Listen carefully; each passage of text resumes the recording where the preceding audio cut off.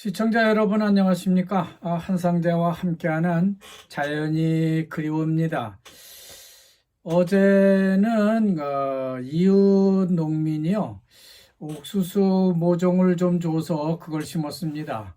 그리고 울타리에 자라난 풀들을 치우다 보니까 가만히 눈이 트지를 않더만은 호두나무에 싹이 나고요. 구찌뽕 나무에도 싹이 돋아나고 있었습니다. 다른 것들보다 싹이 늦게 나오는 것 같아요. 하여간 이렇게 해서 우리 집 정원은 이제 겨울잠에서 모두 다 깨어나서 새로운 봄을 맞이했습니다. 오늘도 제천은 동네 할머니들과 함께 고사리 꺾으러 산에 갔습니다. 다들 7학년 할머니들인데 아주 고사리도 많이 따오고 잘도 다닙니다. 상당히 재미있는 것 같아요. 하지만 저는 내일부터 포도나무 순을 선별해서 그걸 따주는 작업을 하려고 합니다.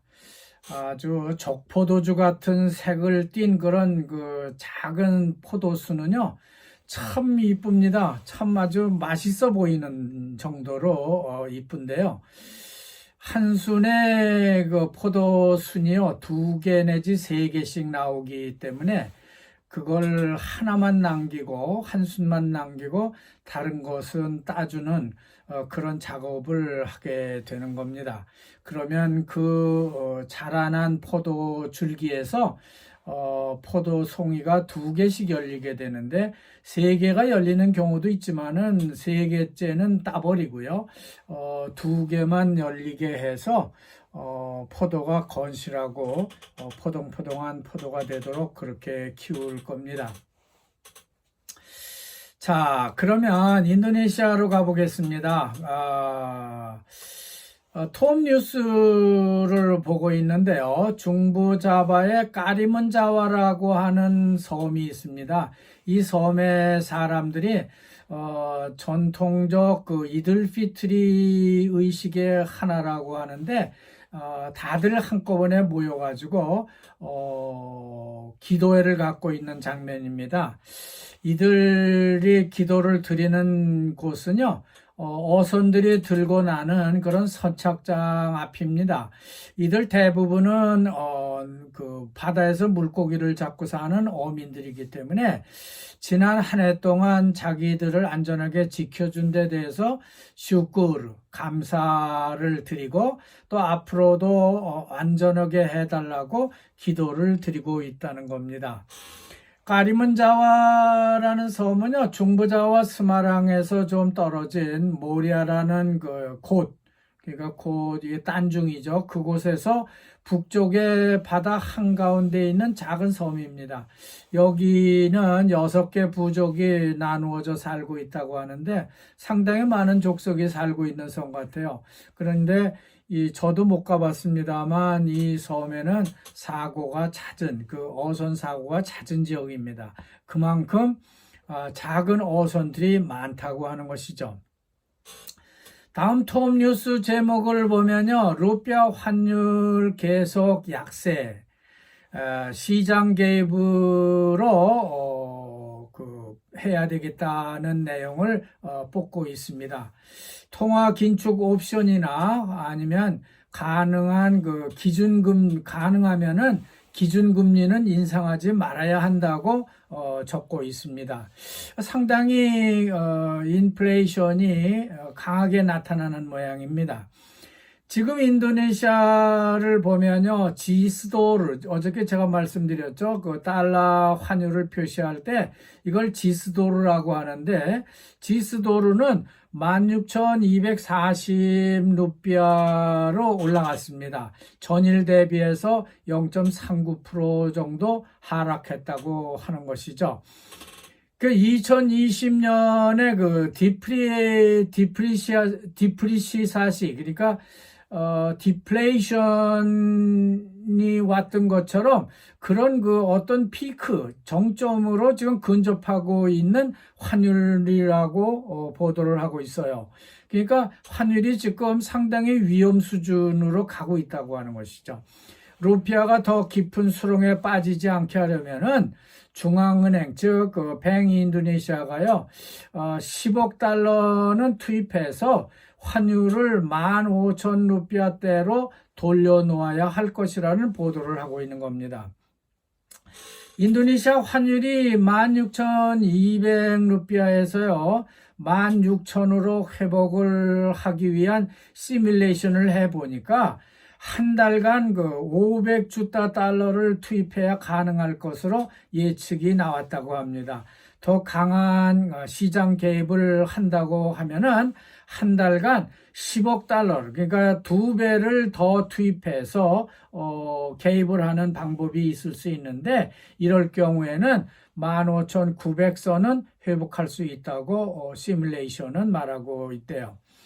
하여간 인도네시아도 한국처럼 외환위기를 맞고 있는 것 같습니다. 루피아가 너무 가치 하락을 하고 있기 때문이죠. 이런 때일수록 전략하는 지세가 필요한데요. 한국은 그래도 아마 외환 보유고를 많이 가지고 있기 때문에 이런 문제는 잘 극복할 것으로 기대됩니다.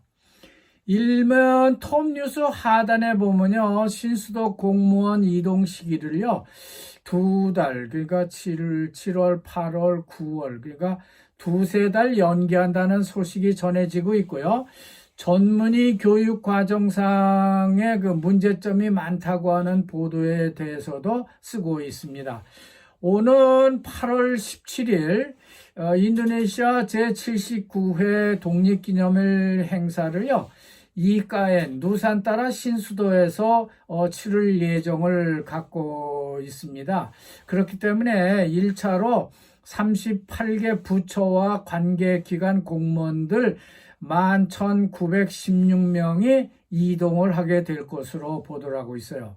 그리고 거기에 상주할 공무원의 이동은요, 원래 7월이었지만은 9월 달로 연기를 한다고 합니다.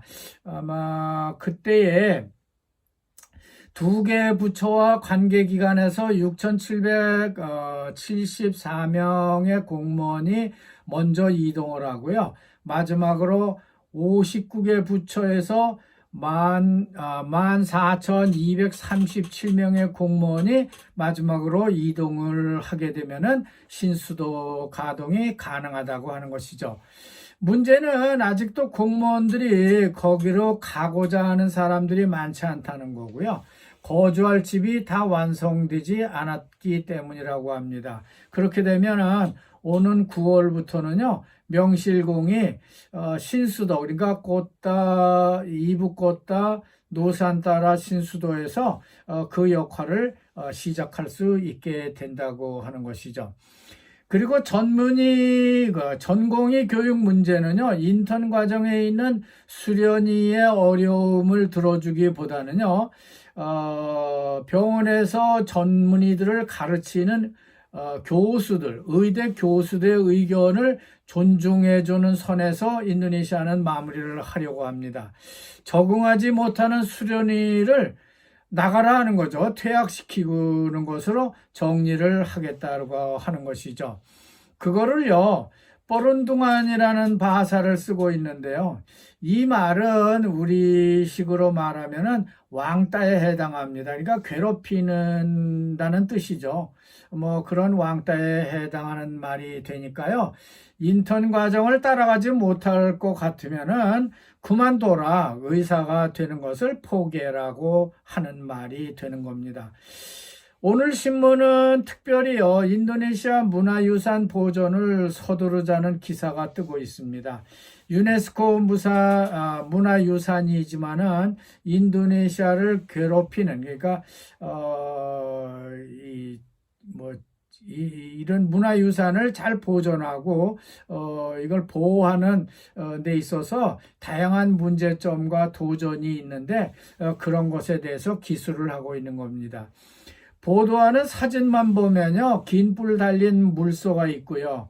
그 유명한 자바 원인 해골, 그리고 발리 힌두교인들이 그 발리 신을 모셔놓고 거기다가 아침마다 밥 공양을 올리는 그런 관습 사진이 있습니다. 물론 그 밖에도 다른 게 있습니다만 어쨌든 인도네시아는요, 여느 동남아 국가들보다는 문화유산을 많이 갖고 있는 나라입니다. 말하자면 인도네시아 10대 문화유산이라고 볼 수 있는 것만 살펴보면요, 중부자바 마글랑에 있는 짠디 보르보드루 불교 사원이 있고요, 최근에 유명세를 타고 있는 코모도 국립공원, 그리고 짠디 프람바난 힌두교 사원이 있고, 또 원시동물을 보호하고 있는 그 반텐주에 있는 우중꿀론 국립공원이 있고, 또 시투스 마누시아 뿌르바 상이란이죠. 상이란이라는 그 인류 원시인 자바 원인 보호구역 지역이 있고요.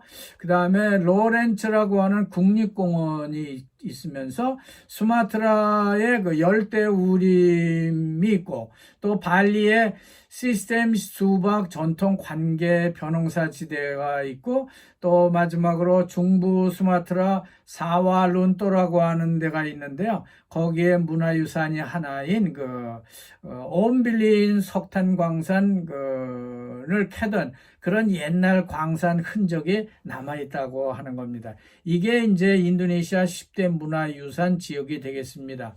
하지만 저는 거의 다 가보긴 했는데요, 인도네시아가 이것을 보호하고 보존하려면은 뭔가 돈이 있어야죠. 자본이 있어야 할 것이고, 그 문화유산을 알리기 위해서 관광자원으로도 좀 활용을 할 필요가 있는데, 그런 게 미미하다는 지적을 하고 있습니다.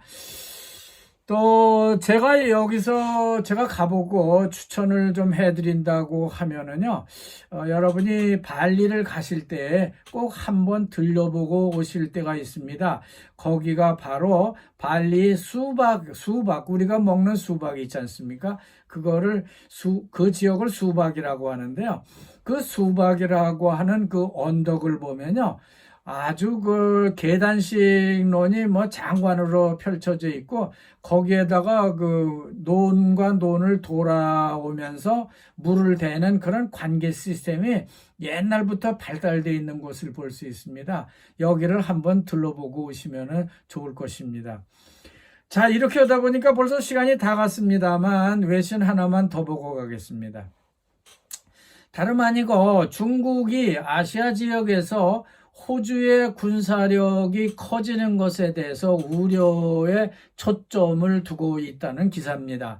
인도퍼시픽 전략 국가의 하나인 호주는요, 최근 미국에서 원자력 잠수함 2대인가, 근데 이 대를 도입하려고 하고 있기 때문에 이 중국이 여기에 초점을 두고 있다는 것이죠. 그리고 최근 미국과 일본, 필리핀이 미국에서 회담을 갖고 필리핀에다가 토마호크를 배치하겠다고 했는데요. 그런 것도 문제지만은 호주, 일본, 필리핀이요, 남중국해 GEE라고 하는데요.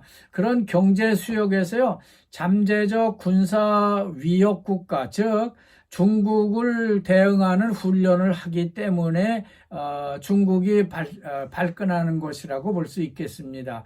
당연히 중국이 이런 데 대해서는 신경질적인 반응을 보일 수밖에 없을 것이죠. 자, 좀 늘어지지만 경제면도 하나 더 보고 가겠습니다.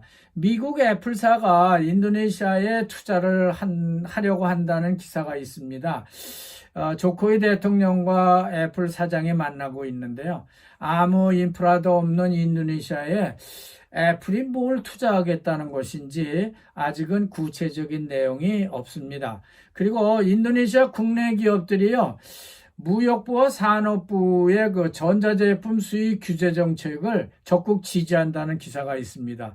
물론 뭐 이건 어떤 생각을 갖고 있는지 모르겠으나 모두 78개 품목으로 세분해서 규제를 하겠다고 하는데, 대체적으로 이미 말씀드린 대로 가전제품 외에도 물펌프가 들어있고요. 냉장고, 세탁기, 뭐 스피커, 그 모니터, 뭐 물론 뭐 컴퓨터 모니터겠죠. 프로젝터, 이런 것들이 있다고 합니다.